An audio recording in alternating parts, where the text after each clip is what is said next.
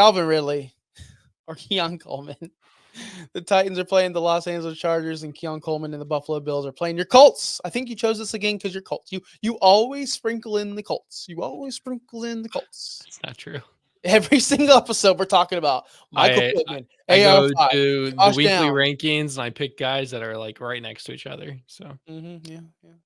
These guys are next to each other? For real? for Wow. this week, yeah. Wow. Wait till we break down my rankings on Friday. I'm going to start first, and it's going to be short and simple. It really is, but not too short. Keon Coleman is fine. Like he is what it is. He is a rookie receiver playing with Josh Allen, and he can go for 20 points, or he can go like last week for less than 2 points. He can easily be phased out of this offense. Josh Allen can easily go, you know what?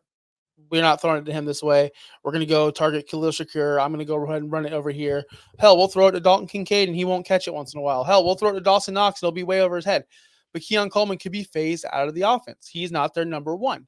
Matter of fact, they just traded for Amari Cooper because he's not a number one, because they realize he's not a number one. So we're speaking about maybe the second, third, fourth option on a team, a very good team who's going to score a lot of points. So that throws my whole argument earlier away.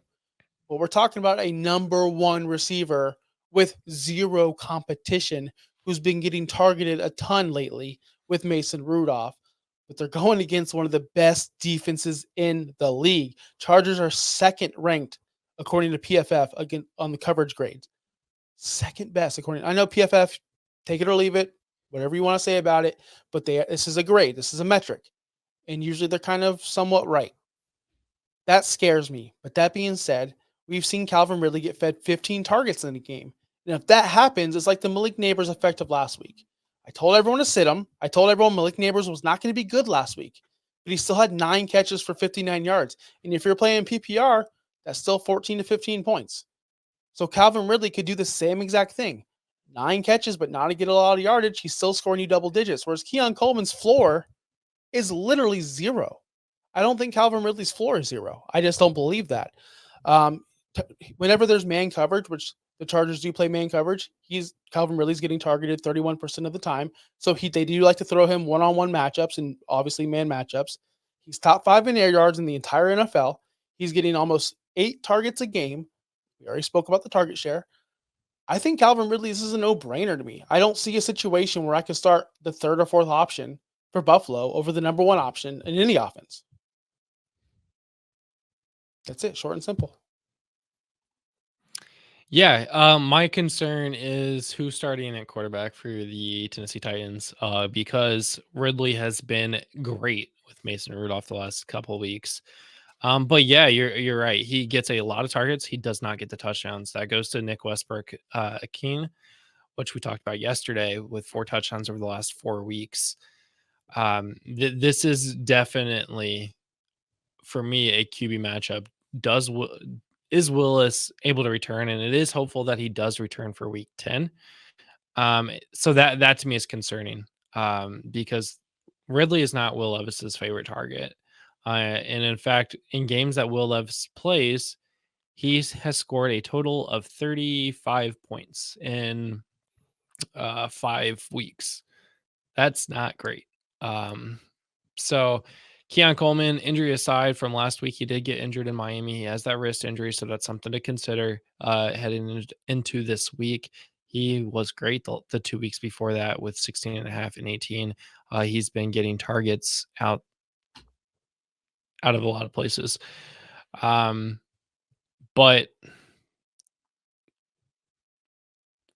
and then including Amari Cooper might also be hurt. So it might just be Khalil Shakir, Keon Coleman, Dalton Kincaid, Dawson Knox in this game against the Colts. So this one is I don't think it's as clear cut. Just because again, we don't know, is it Rudolph, is it Levis? Because that to me changes a lot of opinions, and that's something that I would be waiting for Sunday to make that final decision on. But picking today, I'm going to go Ridley because right now Levis is questionable, and that leads to Rudolph playing, which leads to Ridley having a really good game and getting a ton of targets. The only thing to really think about for Coleman, especially if he does play, is that the Colts do rank 28th in points allowed to opposing wide receivers with 43.89 points per game, which is one of the worst. So it's definitely something to consider when you're making your decision. But Look, we're talking about a guy, and not to S on your point, but Keon Coleman's getting half the targets that Calvin Ridley is getting in a per game basis, 4.3 to 7.3. Like that's almost half. That's huge. And again, it doesn't matter if it's Will Levis. I know he's only scoring X amount of points with Will Levis. I get that. I understand that. But that was before the blow up. That was before, I need targets in the first quarter, second quarter, third quarter, fourth quarter. Ever since he said that, and he went off on that and said, how many targets I get in the first quarter or whatever, they've been feeding them because they understand, oh, wait. And didn't they just trade Hopkins? yeah, Okay, ever since they traded Hopkins, Ridley's been very good again, so he's no longer yeah, competing with anyone. You can talk about Nick Aquino Westbrook or whatever his name is. You could talk about Chig. You could talk about anyone over there. Tyler Boyd. None of them are showing up. Calvin Ridley's showing up.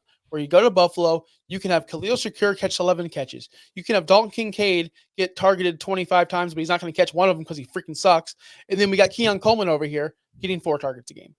That's all I'm saying. Go with the guy with the more targets, more opportunities. That's for I me. would agree. I would All agree. right. I would pick Ridley. Coleman's got injury, a potential injury too, so that also knocks him out, I think, as well. So.